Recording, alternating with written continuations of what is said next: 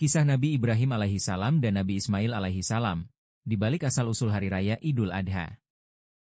Dalam sebuah peringatan Hari Raya Idul Adha, terdapat sebuah kisah inspiratif dan menyentuh hati yang dilakukan oleh Nabi Ibrahim dan putranya Nabi Ismail. Nabi Ibrahim alaihi salam, seorang nabi yang diutus Allah Subhanahu wa Ta'ala untuk menyebarkan agama tauhid di tengah masyarakat yang menyembah berhala, dikaruniai seorang putra setelah sekian lama menanti. Putra tersebut yang diberi nama Ismail, lahir dari istri kedua Nabi Ibrahim yaitu Siti Hajar, seorang hamba sahaya perempuan yang diberikan istri pertama Ibrahim, Siti Sarah, karena tidak kunjung diberikan keturunan darinya.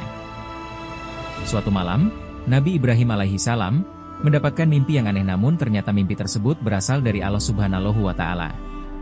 Dalam mimpinya, ia menyembelih dan mengorbankan putra kesayangannya, Ismail. Karena hal itu, Ibrahim sangat bingung menyikapi apa yang terjadi di dalam mimpinya. Ia tidak langsung membenarkan, namun tidak juga mengingkari. Setelah melalui malam yang panjang dan membingungkan tersebut, ternyata Nabi Ibrahim mendapatkan mimpi yang sama persis seperti malam sebelumnya. Hal tersebut tak berhenti hingga di malam ketiga.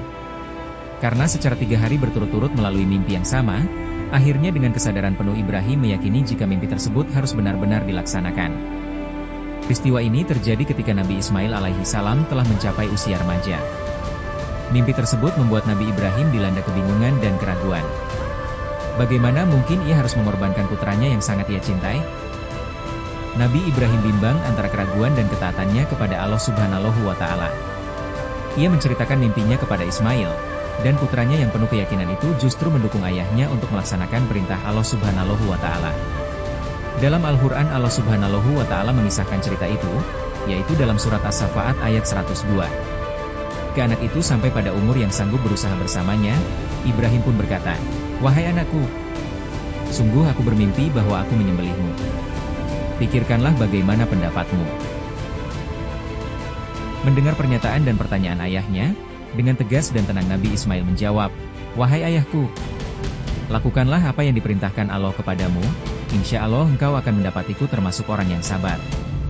Nabi Ibrahim yang dikenal sebagai sosok yang sangat taat terhadap perintah Allah Subhanahu wa Ta'ala akhirnya melakukan apa yang telah terjadi pada mimpinya.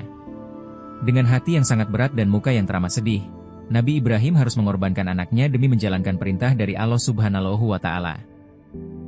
Tak berbeda dengan ayahnya, Nabi Ibrahim dengan perasaan dan hati yang ikhlas siap dan menerima apa yang akan dilakukan ayahnya karena ia menyadari hal tersebut merupakan perintah Allah Subhanahu wa Ta'ala yang harus dijalani.